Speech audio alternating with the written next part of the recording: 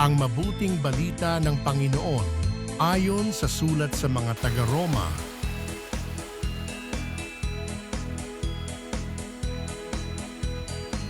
Mula kay Pablo na alipin ni Kristo Jesus, tinawag upang maging apostol at hinirang upang mangaral ng mabuting balita ng Diyos sa inyong lahat na minamahal ng Diyos na nangarian sa Roma na tinawag upang maging mga banal.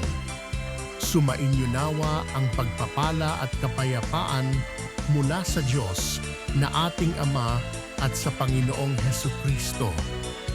Ang mabuting balitang ito na ipinangako niya noon panguna sa pamamagitan ng mga propeta at nasasaad sa mga banal na kasulatan ay tungkol sa kanyang anak, ang ating Panginoong Hesukristo.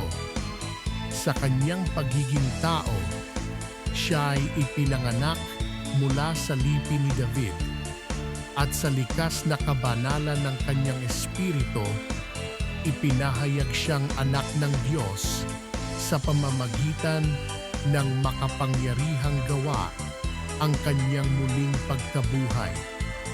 Sa pamamagitan niya, tinanggap namin sa Diyos ang kaloob na maging apostol upang ang lahat ng bansa ay akayin sa pananampalataya at pagsunod sa Kanya.